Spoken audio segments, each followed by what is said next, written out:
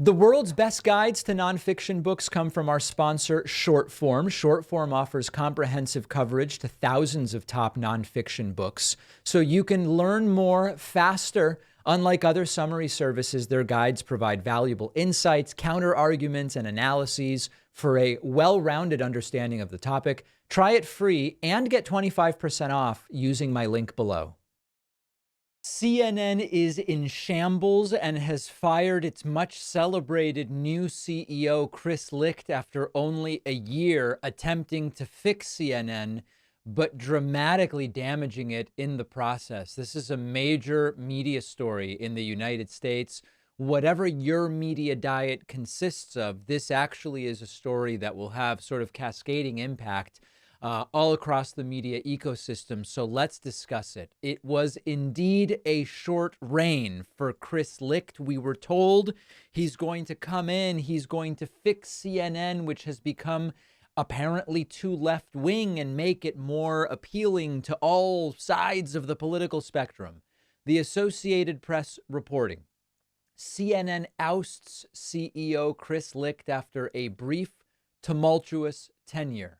The chief executive, pushed out of a job Wednesday, faced mounting problems in his first year leading the struggling network. Viewership and profits were declining, very important aspect to evaluating his job by CNN.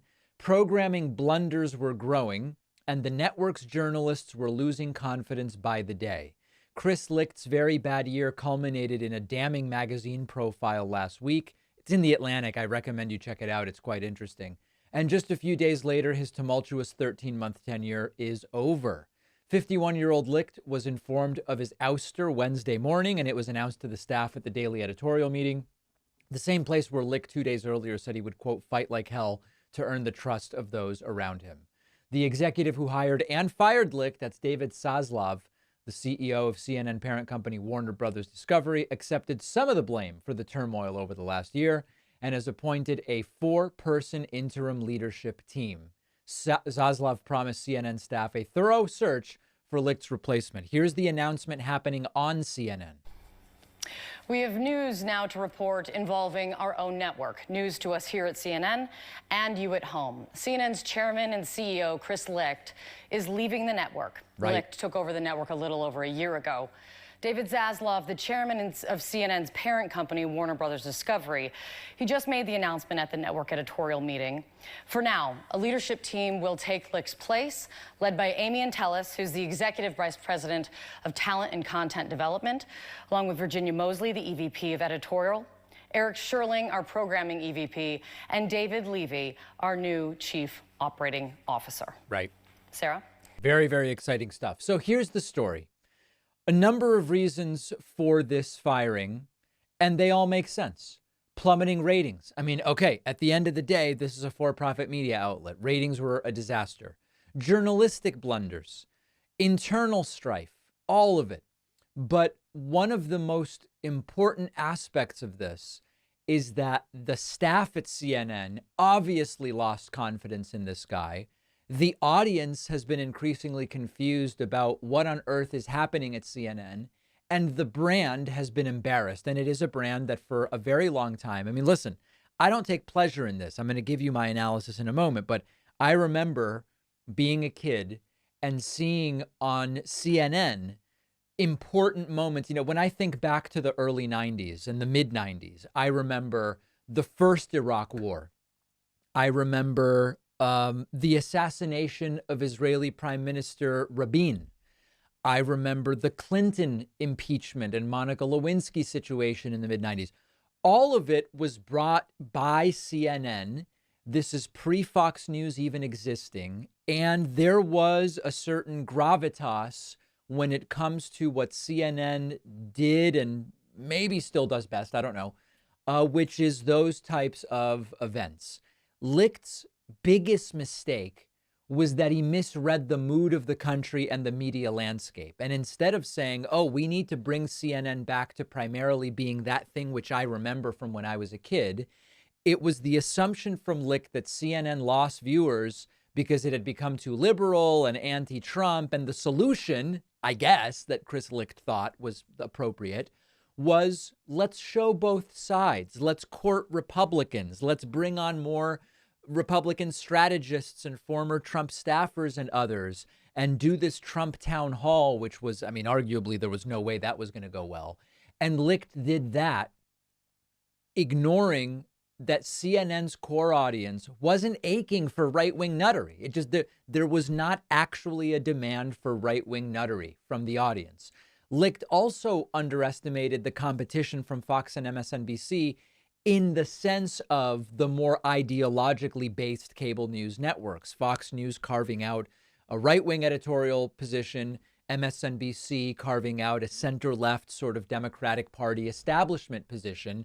And so the idea that CNN is just going to bring in some Trump people and then all of a sudden we're going to have an ideological platform that will attract viewers, it simply wasn't happening. And this led to a whole bunch of different fiascos that damaged CNN's credibility and its integrity. Yes, the Trump town hall, widely criticized as a softball platform for Trump, even though in her defense, anchor Caitlin Collins did do some of what was possible to do, but it's such a fire hose of misinformation from Trump. And the environment was not right with a crowd full of Trump sycophants titillated in the audience. It just didn't go well. And in one sense, it was a ratings flop. In another sense, it was journalistically problematic. And immediately people started calling for Licht's resignation. So I do think this was necessary and it was obvious, only to stop the bleeding. There is no guarantee. It's not enough. CNN still has to figure out, how do we deal with the challenges and the uncertainties, the post-Trump era, although it might again become a Trump era. What's the vision that CNN might articulate? I don't know what the answer is. If I were CNN, and I know nothing about cable news programming or any of it, I would invest in quality journalism, diverse voices. And I don't mean diversity in the sense of make sure you've got an Asian woman and a black guy. I'm not talking about that type of diversity. I mean, diversity in terms of types of journalism and innovative formats. One of the best things CNN ever did, quite frankly, and this is very much a departure from what CNN used to be known for, was bring Anthony Bourdain's program to CNN, and Anthony Bourdain's life tragically ending, of course, but figure out what's the unique value proposition. Just being like, well, we've become known as an anti-Trump voice. Let's bring on some right-wingers. It's vapid. It's not going to work. No desire to see CNN fail. And in fact, although I'm critical of the entire apparatus of for-profit 24-hour cable news, for all the reasons many of you know, when you have to fill 24 hours, you do low-effort stuff, and then the quality degrades. I've talked about all of these things, but I don't want there to only be two major cable news networks. I think more is better as a general rule. So shambles at CNN. Let's now talk about Mike Pence. Former Vice President Mike Pence has officially launched his 2024 presidential campaign. We're going to look at two events that he did yesterday, the announcement speech, as well as a CNN town hall. I don't know which went worse. They both went very poorly. Let's start with the speech in Iowa at which Mike Pence announced he is indeed running for president. He is now trying to frame himself as the patriot when it comes to the January 6th Trump riots. Will the Republican electorate go for this? I don't know. January 6th was a tragic day in the life of our nation. Wow. But thanks to the courage of law enforcement, the violence was quelled, and we reconvened the Congress the very same day to complete the work of the American people under the Constitution of the United States. Okay. As I've said many times, on that fateful day, President Trump's words were reckless. They endangered my family and everyone at the Capitol. But the American people deserve to know that on that day, President Trump also demanded that I choose between him and the Constitution. And he chose the Constitution. Now voters will be faced with the same choice. I chose the Constitution, and I always will. All right. So not exactly riveting stuff from Mike Pence, but he has very little. It's sort of like, why are you running again? If people want a pro-Trump, Trump-affiliated voice, they'll go with Trump. And if they want something else, they'll go with someone who wasn't Trump's VP. The idea that anyone is going to go for Pence is completely and totally laughable. We'll get to the polling in a moment. Here is Mike Pence comparing President Biden and Donald Trump, which was an interesting moment for sure. Most Americans treat each other with kindness and respect, even when we disagree. We know how to be good neighbors. That's not too much to ask our leaders to do the same.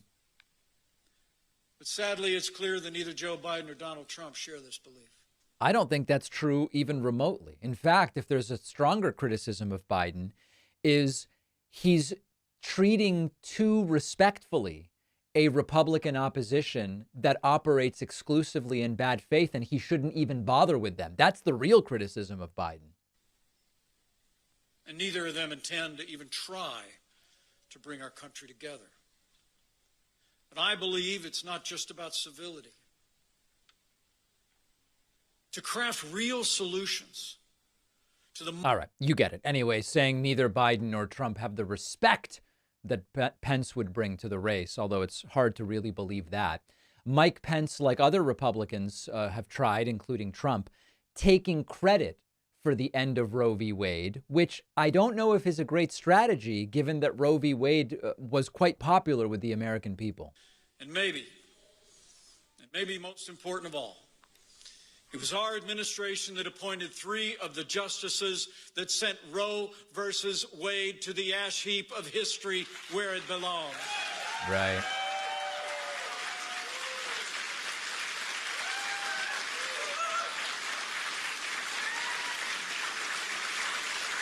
We gave America a new beginning for life. Yeah. You know, when Donald Trump ran for president in 2016, he promised to govern as a conservative. And together we did just that. So then why not vote for Trump? So anyway, I don't know how popular bragging about being responsible for the elimination of Roe v. Wade.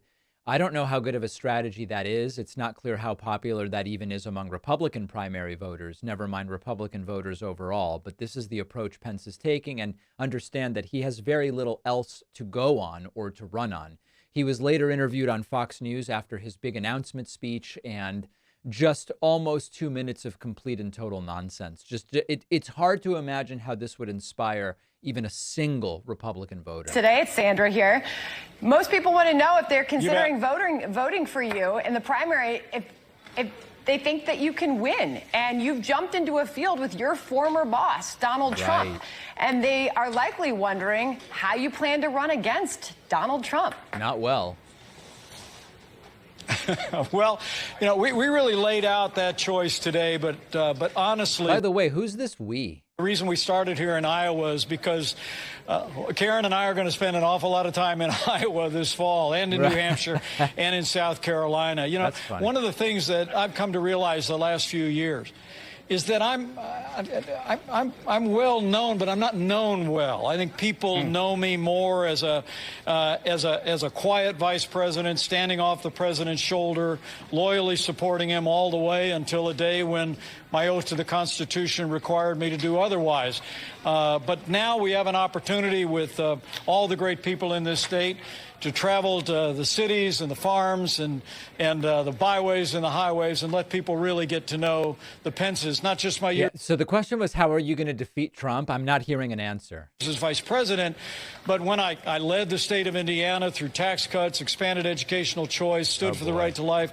And of course, as you all know me from years ago, when I was a leader of House conservatives, I bucked the big spenders in my own party. Imagine thinking that lines like "I bucked the big spenders" are going to get you ahead of Donald Trump in a completely delusional Republican primary. So a quick look at the polls where they stand right now.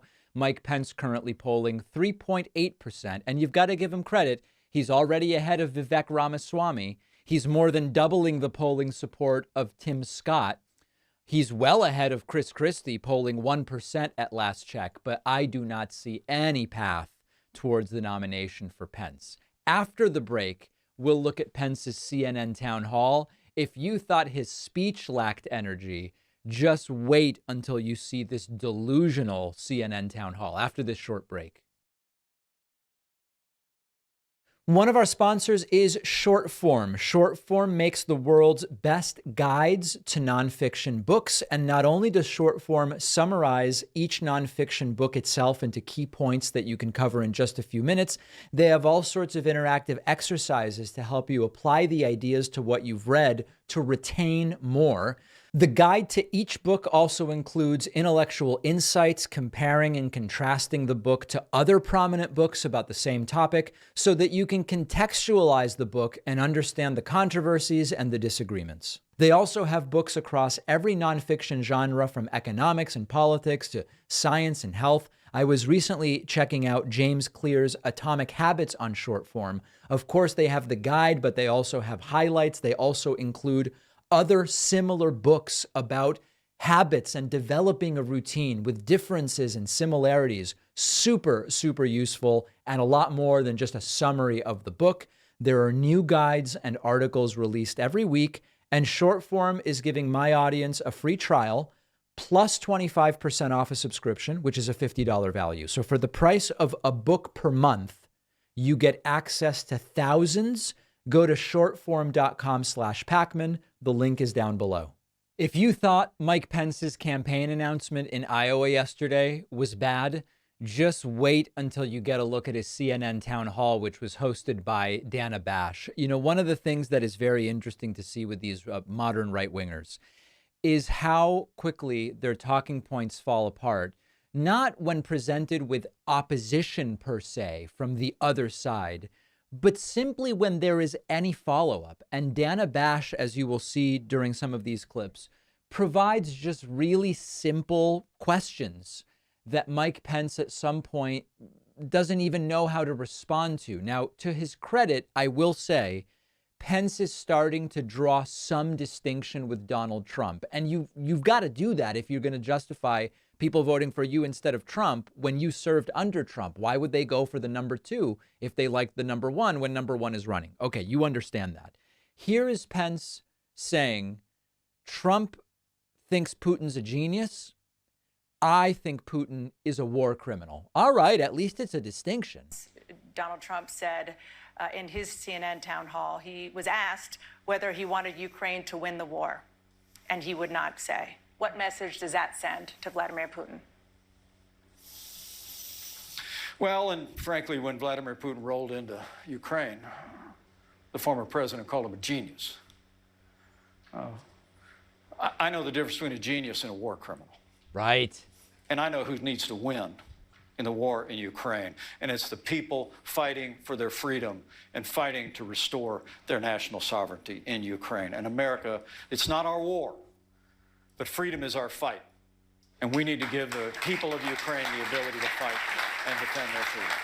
Even the applause is milquetoast. Like, it's not just the answers. Nobody seems in any way inspired by this. But listen, to Pence's credit, there are other people running in this Republican primary who aren't even willing to say that. So credit where credit is due, even if it's for pathetically small things. Now, here was a really interesting moment. Dana Bash seemed to visibly stump Mike Pence when she pointed out, you know, deterrent, claiming that the death penalty for shootings will be a deterrent doesn't make sense when many of the mass shooters want to be killed. And Pence was visibly stumped by this. A very interesting moment. I'm going to quickly go back to something you said about expediting the processing of people who engage in mass shootings. A lot of people who are mass shooters, they go in with the intention to die. Right. So how would the threat of execution be a deterrent? Well, I follow these stories just as closely as you do. And of course, our years in the White House, we saw one tragedy after another. And I know we hear that, and we see evidence oftentimes in the aftermath that they went in without regard to whether they would survive. Right. But I just believe in the deterrent of the law. Ah. And I believe perhaps if we made it clear, I mean, think about this. The Parkland shooter is going to spend the rest of his life in jail. True. in Florida. And that's not justice. Okay. He believes in the deterrent of law, but that passing stricter gun laws wouldn't make a difference.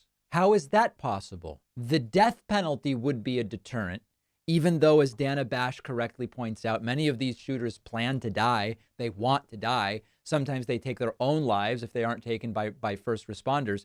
So that's going to be a deterrent. But stricter gun laws won't be a deterrent? That doesn't really make any sense. It's as incoherent as many of these modern Republican positions. Mike Pence talked falsely about how Democrats want abortion on demand until the moment of birth, which of course isn't true. And Dana Bash points that out. The Democrat Party's position is abortion on demand with taxpayer dollars all the way up to the moment of birth. Says who? And as we talk about the possibility of a national standard, say a 15-week standard, which would put America more in line with most of the European Union. Most of the European countries have either a 12 to 15-week rule on abortion. Our laws today are more in line with China, Iran, and North Korea. And for my part, if I have the great privilege to serve as President of the United States, I'll support the cause of life at every level, the state level, the local level, with taxpayer dollars, and at the national level. And just the person you're running against, or you want to run against, if you get the nomination, is President Biden. He says that codifying Roe versus Wade is his position. That means a right to an abortion until the point of viability, not up until birth. But And Mike Pence smirking at being told the truth about the widespread position from Joe Biden on that issue.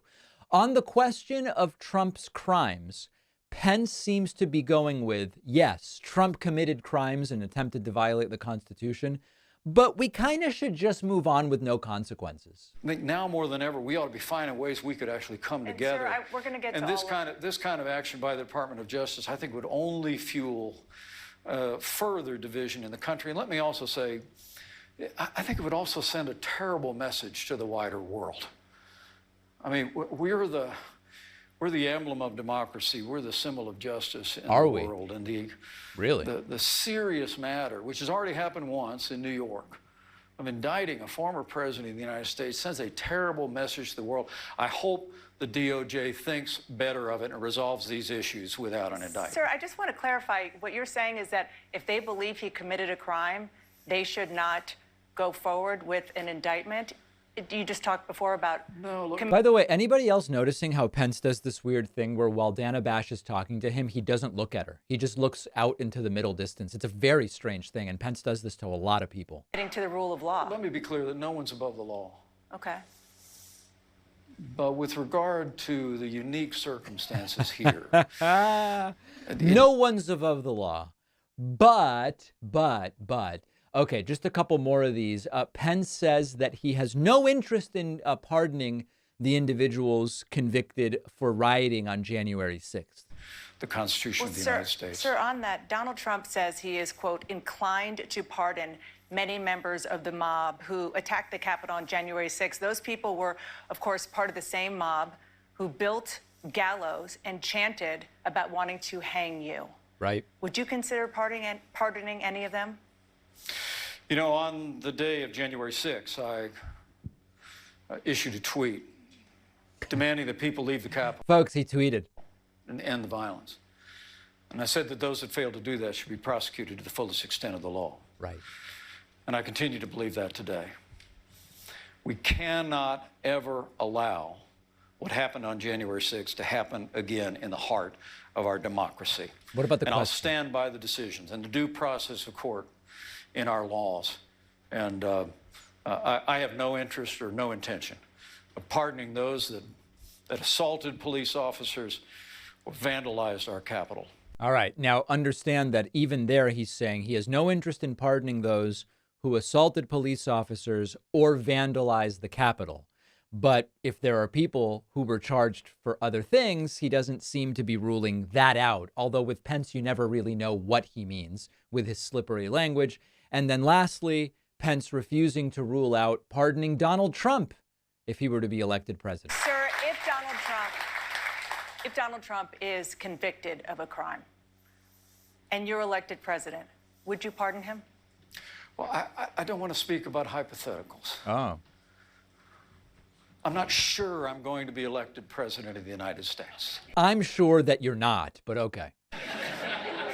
Dana, I'm going to decline to answer that on the basis that I have absolutely no path to the nomination whatsoever, and I don't even know why I'm really here. So on that basis, I'm going to decline to answer that question.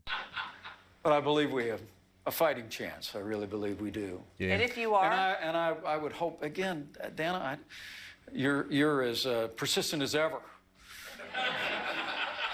CNN is living up to its reputation. But look, there are real issues the American people are facing. And rather than talking about that, right. I want to talk about what... So he doesn't want to answer that question. So a disastrous campaign launch for Mike Pence, no path to the nomination, but could he end up helping Trump in Trump's path to the Republican nomination? We'll talk about that maybe tomorrow, maybe on Monday. Televangelist, Christian demagogue Pat Robertson has passed away at the age of 93. The Associated Press reporting Pat Robertson, broadcaster who helped make religion central to Republican politics, dies at 93. A man we have covered for a very, very long time. Founder of the Christian Broadcasting Network, the 700 Club, for more than half a century. He was known for his 700 Club television show. Now, as I said, when Rush Limbaugh passed away, and as I said, when we've seen the deaths of many different figures, I don't wish death upon anyone. These individuals, to the extent that they have family and friends and loved ones, they are loved, they are missed, people are grieving, and that is their absolute right and privilege. And also, I can recognize that in their public life, they were extraordinarily damaging to the country and to the world. And Pat Robertson was one of the most damaging religious influences in America of the last 50 years, part of the movement that stuffed religiosity into civil government and the Republican Party, wanted a Christian version of Sharia law. This is the reality.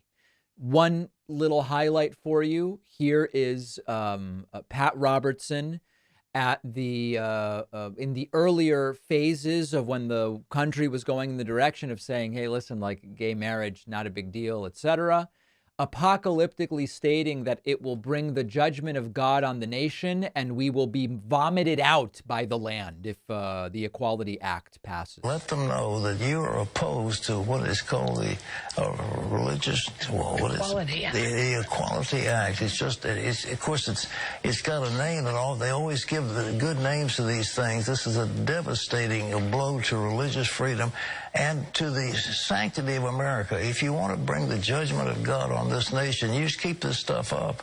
You know, I was reading in Leviticus where it said, because of these things, the land will vomit you out. Right. Vomit you out. I think God will say, I've had it with America. If you do this kind of stuff, I'm going to get rid of you as a nation. And, you know, there's plenty of stuff that's going on when you look at So super scary stuff. You will get vomited out. I do want to remind everybody, there is a very long list of things that Pat Robertson during his storied career said are demonic or potentially demonic. Remember that demons can attach themselves. This is from Pat Robertson. I can't play all of these clips, but you can find them in our archives. Secondhand sweaters can have demonic attachment. Ouija boards, yoga, Harry Potter, feng shui, karate, horoscopes, the Twilight series, paintings of Buddha. TV shows about ghosts can be demonic. Halloween, absolutely demonic. Psychics can be demonic. When young girls levitate their friends at sleepovers, that can be demonic. And sometimes adopted children from other countries can be demonic, according to Pat Robertson. We also had this absolutely classic moment where Pat Robertson said even little babies just out of the womb could conceivably be demonic as well. Remember this? Amen. All right, here's the caller, Lisa from Fallon, Nevada. My question is regarding demon possession. Can babies be possessed? And if so, does the age of accountability come into play for salvation? Right. You asked about the age of accountability. Can babies be possessed? And if so, does the age of accountability come into play for salvation? Well, the age of accountability has to do at the point you know what right from wrong, and that normally doesn't take place till you're old enough to understand something's wrong. So the age of accountability can be 5, it can be 6, it can be 4, it can be 3. But can a baby be demon-possessed? I just believe if that child is born to a family of devil worshippers, there's a real possibility that the devil will think that he has a claim over that child. I mean, it's horrible to contemplate, but I don't think that they're... He doesn't take pleasure in giving us this news, but yeah, babies can come out of the womb demon-possessed. So 93-year-old Pat Robertson passing away, an incredible legacy, which I think is a negative one. And we will leave it there. We will take a quick break and be back right after this. Don't forget that the best way to support the David Pakman Show is by becoming a member, which gives you access to the daily bonus show, the regular show with no commercials. You also get access to our entire archive of every episode dating back a really long time, and plenty of other awesome membership perks. Go to joinpakman.com, joinpakman.com. Today, we're going to be speaking with Steve Schmidt, who's a renowned American political strategist, formerly of the 2008 McCain campaign and many other campaigns, founder of The Warning, a newsletter, podcast, and YouTube channel as well. Steve, great to have you on. I appreciate your time. Good to be with you. My pleasure. So where are you on the Republican Party at this point in time? I'm curious because your views have certainly evolved over time. I mean, our audience may or may not know about them. Well, I founded the Lincoln Project in 2020 to oppose Donald Trump. I was Arnold Schwarzenegger's campaign manager. I was a top strategist for George W. Bush. I served in the Bush White House. But I have always recognized that Donald Trump was a profound threat to the Republic, along with every other person in the Republican Party. The difference is a few of us, when we said never, meant it. And overwhelmingly, as in 99.99% of every person involved in the institutional Republican Party allowed themselves to capitulate, appease what I regard as the most dangerous threat that the country has faced internally since the Civil War, and what I view the Republican Party as a in a two-party system in this country is a profound threat that has been hijacked by a faction that has turned against fundamental American concepts such as democracy and pluralism, and all of it is deeply ground in walking away from the results of an election. And last thing I'll say about that, I'm the person who placed the phone call for John McCain to Barack Obama. I was the first Republican in America to say the words, "Congratulations, Mr. President-elect," before I handed the phone to him. And so this is elemental in a free society, and that's what the party's walked away from. So as far as policy goes, I mean, are you still like a low tax guy? You want to reduce abortion, or have your views also changed over time? I was a moderate Republican from New Jersey, right? So the Northeastern tradition of Republicanism was not ideological. It wasn't Southern. It wasn't evangelical. The Republican Party in the Northeastern states was a reform party, and it typically took power after the excesses of the machine-run, party-controlled Democrats of those states. So you always had non-ideological Republicans, Jacob Javits, Christie Whitman, Tom Kean in New Jersey, that ran on records of environmentalism. I've always supported a woman's right to choose. And I was one of the very earliest people with any profile in the country to come out in favor of gay marriage in the Republican Party. I worked for the ACLU leading the marriage equality campaigns. I don't think that you can look seriously into a camera as a Republican and say, hey, this is a fiscally conservative party. There is no fiscally conservative party in America. You have two wildly spending political parties that have accumulated $32 trillion in national debt. If you look at the baby boomer presidencies, Bill Clinton was the most fiscally responsible. Barack Obama was number 2. George Bush was number 3, and Donald Trump was the wildest spender of them all. You mentioned New Jersey. You know, when I look at the Republican primary field now as a guy from the progressive left, it seems so obvious to me that Chris Christie is by far the most competent and qualified person running in that primary. And if you said to me, David, the next president will be someone currently running in the Republican primary, it would be so obvious to me that Chris Christie would be my choice.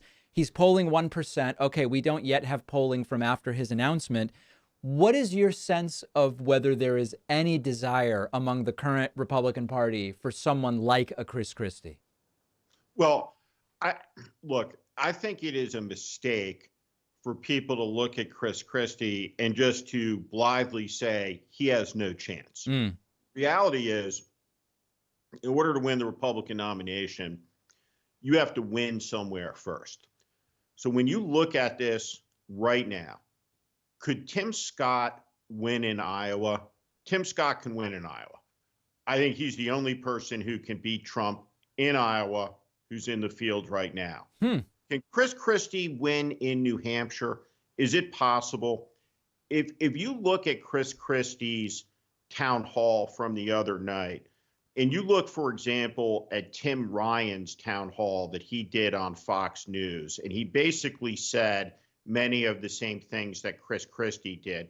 You watch that Fox audience and people's faces are contorted and twisted in anger as he's telling them, right, that Trump lost the election. You have the guy with the MAGA hat. No.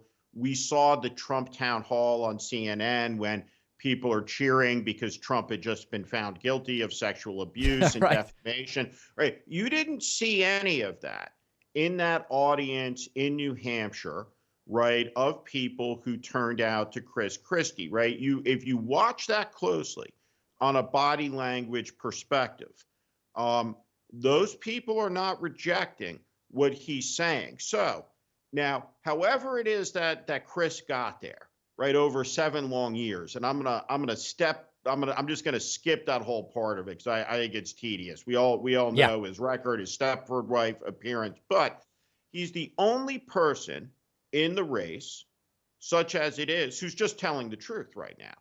Now, he hasn't always been truthful on these issues, to say the least, but right in the race right now, he's our guy. He's your guy. He's my guy, because he's the only guy who's saying things that heretofore no one has said to these audiences. Any person who's running have lived in a delusion sphere, and good for Chris Christie. Better late than never is a saying for a reason, you know, that he's bringing up the manifest corruption and all the other issues. Is he flawed? Of course he is flawed, but you know, he's the best that they got right now, and there is a truth teller in the race, and that hasn't been the case. The only group that has ever confronted him effectively is the group that I started. It indisputably drew blood in the 6th year of Trump's presence on the national stage.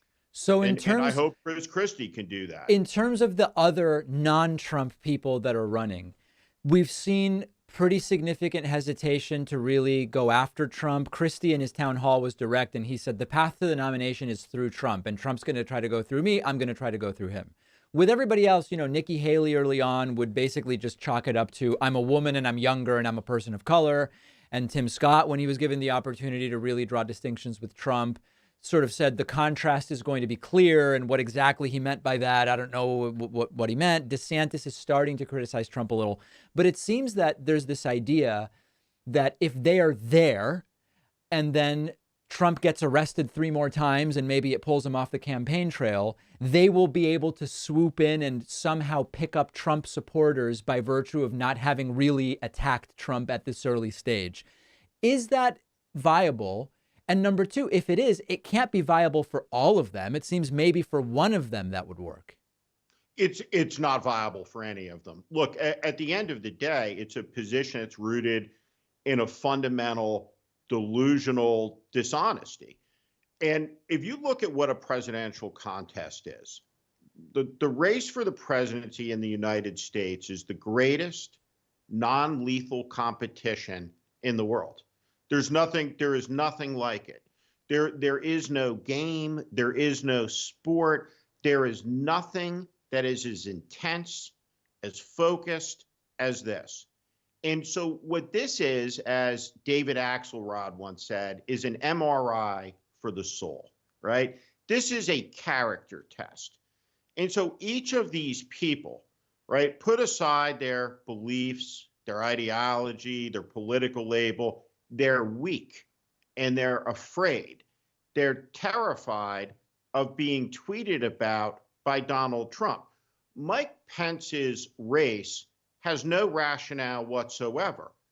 His former boss, the president, tried to have him hung. And he just now will only say, well, he endangered me and others and my family. Yep. The American people in our full range of our vast menagerie, right, of beliefs and everything else, from left to right, the American people will not vote for weaklings, will not vote for spinelessness, right? So every one of these people, and exclusively, right, they're all the people that played a previous role as Trump sycophants who won't tell the truth about him now. What they prove is their softness, and it's disqualifying. So all of these people, whether it's the North Dakota governor, who could, let's say, right, and I've never seen the guy, I couldn't pick him out of a lineup, I don't know if he's good or not, he can talk or not, but could there be a reform-minded governor from a small state in the tradition of a Jimmy Carter in 1976? Is there space for that in the Republican Party? There is. But you ask the North Dakota governor, right? Well, what about his claims about the stolen election? Right? What about him saying this? He won't say a word. It's like he's in the witness protection program, right? You know, he's like facing down Pablo Escobar at trial. He won't, nada. Right? And it's disqualifying. When it comes to the economy, there's been this idea for a long time in American politics that when you look at a re-election of a sitting president, so much of it is guided by the state of the economy. However, there's this strange thing happening right now where on Monday I looked at every indicator that's usually used. How has the stock market been doing? What's the unemployment rate, job creation numbers, GDP, inflation, trade balance, right? We look at all of it. It all looks pretty okay, unremarkable, or like pretty good. And yet, all the time on my YouTube channel, I see comments from people saying, you're worried because the economy is a disaster. Biden has failed on the economy. And when I say, well, show me a metric that proves that, people will write to me. They'll say, well, if you compare wages to housing costs, we're looking pretty deep here to find something that would point to an economy that's not at minimum okay, if not cruising along pretty well. What's your view on this issue? Maybe not so much about the state of the economy, but the disconnect about even if the metrics look fine, the story is still that the economy is terrible. What I would say about that is what you're talking about is the difference between emotion and rationality, right? And so the question you're asking is a question about a feeling, right?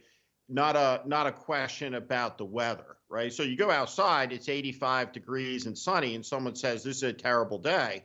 You look at them and you say it's obviously not. It's a beautiful day, right? But this is much more subjective, right? So first off, and you look at some of the ratings decline on cable, for example, cable news. It makes perfect sense. I mean, 80% of the people that appear on CNN, for example, on any given day are appearing from Washington, D.C. And almost none of those people make under a couple of $1 million a year. So they are in a place that is detached from reality. They live in a rarefied air, and there is a lack of appreciation across the board for the fact that 40% of the country doesn't have $400 cash available. That enormous percentages of the E1, 2, 3, E4 ranks in the military deal with food insecurity issues. Go look at the payday lending outside of a military base. Does any normal person have access to a return on the stock market in the sense of, here's a stock, this company has a value, it's going to grow? This is all computer trading against algorithms at the edge of a moment of profound disruption caused by technology, globalization, and there's a lack of an animating vision that communicates to people what's going to happen next. So I think that all of Biden's deficiencies in a political sense are rooted in an awful failure of communications. And that is very, very worrying, right? If you're a football team, you have to throw the ball. If you're the president of the United States running for re-election in a fraught time against a massive misinformation, propaganda network, all of it put together, you have to communicate like Tom Brady throws that football. And even the most generous fan of the president has to understand, has to appreciate that there is a massive communication deficit. And the evidence of that is that this radical extremist anti-American movement has not been crushed politically. It's still alive, and it's still in a position to take power. And this next election has to be the place where it's put away for good. We've been speaking with political strategist Steve Schmidt. He is the founder of The Warning, and we will link to the newsletter, podcast, and YouTube channel. Steve, really appreciate your time and insights today. My pleasure to be with you. If you value what we do at The David Pakman Show, remember to support us on Patreon. Go to patreon.com/David Pakman Show, where you can get access to behind-the-scenes videos, the daily bonus show, the commercial-free daily show, as well as special discounts on merch, including hats, hoodies, mugs, and t-shirts. You can support the show for as little as $2 a month. Check it out at patreon.com/David Pakman Show. The last 24 hours have seen both reports that Trump is imminently going to get indicted and subsequently arrested by the Justice Department, federal charges, and the last 24 hours saw denials from Donald Trump, even when some of these reports came from Trump's own social media site, Truth Social. Truth Social. Let's discuss an article on Just the News, which is sort of a wacky right-wing website. Feds inform Trump he is target likely to be indicted as DOJ rebuffs prosecutorial misconduct claim. Trump defense has submitted secret evidence alleging a prosecutor tried to sway witness testimony by discussing federal judgeship. Also published to Truth Social, this message: breaking, feds inform Trump of imminent indictment by special counsel Jack Smith. However, Trump denying the report from his own website, posting, quote, "No one has told me I'm being indicted, and I shouldn't be because I've done nothing wrong. But I have assumed for years that I am a capital T target of the weaponized DOJ and FBI, starting with the Russia hoax, the no collusion Mueller report impeachment hoax number 1, impeachment hoax number 2, the perfect Ukraine phone call, and various other scams and witch hunts. A travesty of justice and election interference at a level never seen before. Republicans in Congress must make this their number one issue.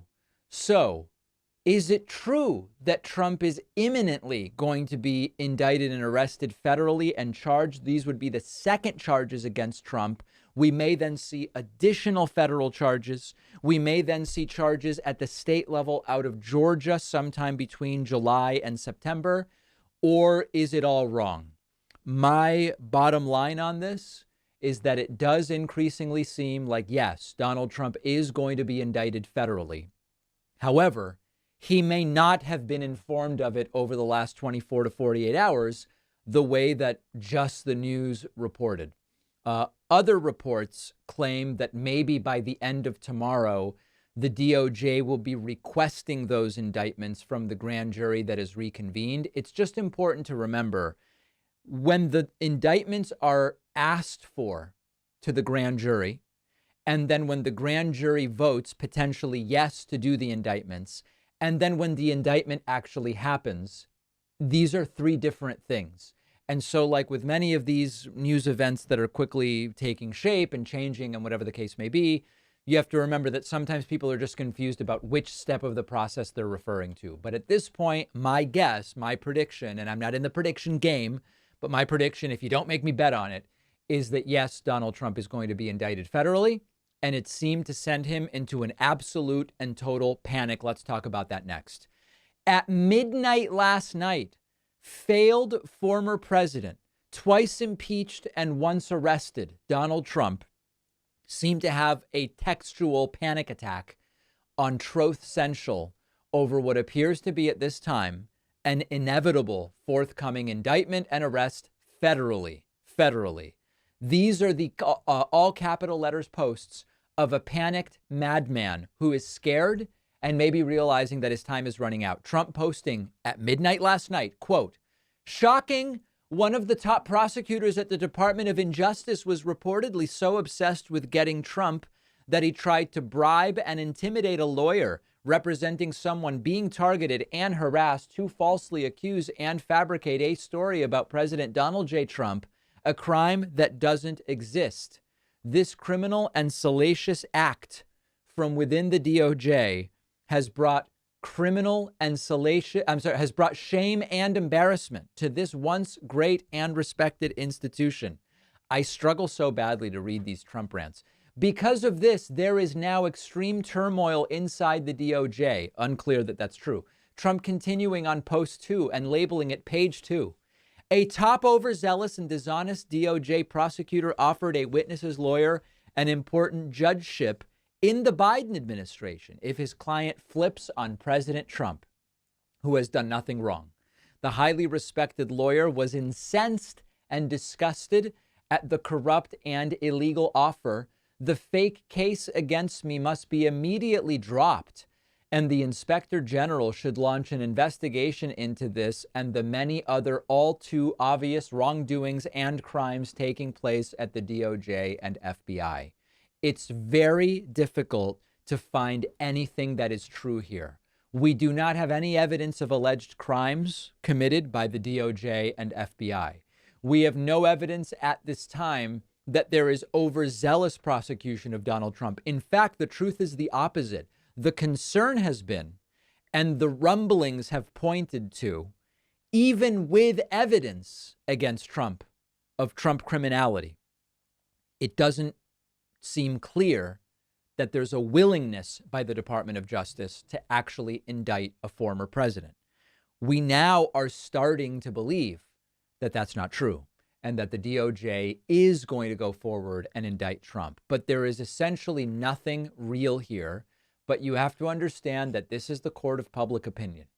And the MAGATs or the Magadonians or whatever they're being called at this point in time, they accept this stuff like it's being spoon-fed to them. They uncritically accept it, period, end of story. And so much of this could be working to activate voters, either for the Republican primary or the eventual general election in November of 24. There are all sorts of other reasons why Trump would be doing this. including that the guy is just panicking and scared because he's already been indicted and arrested once, and it could happen 3 more times. We're going to follow it all very closely. By the time this show is out, we may already know more, or we may not until tomorrow or maybe next week. We have a voicemail number that you can call and leave me a voicemail. That number is 219-2-DAVID-P. Here is a caller furious that I'm not talking about alien spaceships. Take a listen to this. Hey, Dave, Steve in San Diego. Yes, sir. Your vexing cosmic conscience calling in once again to challenge you on your utter failure to address the most important story in the history of the planet, which is UFOs are real. We have now a totally accredited, all the justification and backing in the world type guy who has just come out, an official whistleblower, saying, look, this is real. You have to deal with it. Stop playing games, okay?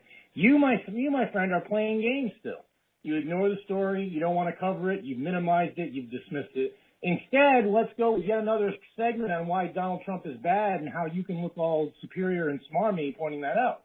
Whether or not Donald Trump is bad is not the point. Point is, you would rather cover nonsense than the most important story ever. And the answer must be that you're afraid. You're afraid, Dave. I'm calling you out. Why? Because if UFOs are real, and they are, then it calls into question and undermines everything that you're touting as being so important to cover. That is quite a conspiracy theory. Now, I think it's really important to mention, when you say UFOs are real, all you're saying is there have been flying objects that were unidentified. What this caller means and what this caller is referring to is that intelligent aliens with spaceships are real. I've acknowledged UFOs are real in the sense that there have been flying objects that we did not at least immediately identify. That is very different than what is now being said. Now, what is this individual referring to? 2 days ago, 2 alleged whistleblowers have come forward and have said the U.S. has in its possession intact alien vehicles. They are not from China or Russia. We know that these are from aliens from other planets. We have intact vehicles, and it is being covered up. Now, when you say I'm scared to cover it, what exactly would I say? Because these are claims from 2 people. They've not been verified by any independent source, and no evidence has been presented. So given that there's no evidence, what exactly could I say? Now, the conspiracy theorists will say, right, but David, they're hiding the evidence. The fact remains we have no evidence. The claims of these 2 people in the last couple days have been contradicted by the official report on unidentified aerial phenomena that the Pentagon released in 2021. Now, folks like this caller will say, but that report is part of the effort to deceive people and to hide the truth. I don't have evidence of that. And that sort of depends on whether you trust these 2 people or whether you trust the report that was published. What do you prefer to rely upon? Either way, I don't have evidence to support what this caller is telling me. So it's tough when people say you're not covering it, you should be covering it, you're afraid to cover it. What exactly could I add to the story? There are unproven claims from 1 or maybe 2 people for which no evidence has been presented, which some people see and say that's the cover-up, that's the conspiracy. I don't know what you want me to say about it, because not only do I not have evidence for the claims being made, I also don't have evidence that there is any cover-up taking place. And I know that conspiracy-minded people say that's the evidence of the conspiracy. Absence of evidence is evidence. But that's not really the type of show this is. We have to deal in empiricism and reality and evidence. So I'm open to hearing from the audience. Is this a story I should be aggressively covering? Should I be all over the claims of 1 or maybe 2 people that the U.S. has intact alien spacecraft absent any evidence suggesting that that's the case? Or is there not very much for me to say about it? Let me know what you think, and I will be guided by the audience. We are going to have such a great bonus show for you today. Oh, the bonus show where you want to make money. Yes. Everybody else that makes money to fund themselves is bad. Assisting us in making money on today's bonus show, we are going to talk about another explosive Republican campaign launch for president. The governor of North Dakota, Doug Burgum, is running. I know. You've never heard of him, but he's running. Okay, we'll talk about it. Number 2, the group Moms for Liberty has been designated an extremist group, and Trump's a big fan of the group. We will talk about that. And number 3, by popular demand, we will talk about the Apple Vision Pro. This has been revealed by Apple. I have many thoughts. We will discuss them on the bonus show. Sign up at joinpacman.com. Don't miss today's bonus show, produced every single weekday for our members. And you can use the coupon code indicted, very relevant coupon code today, to get a discount at joinpacman.com. I'll see you then, or we'll be back here tomorrow for the Friday show.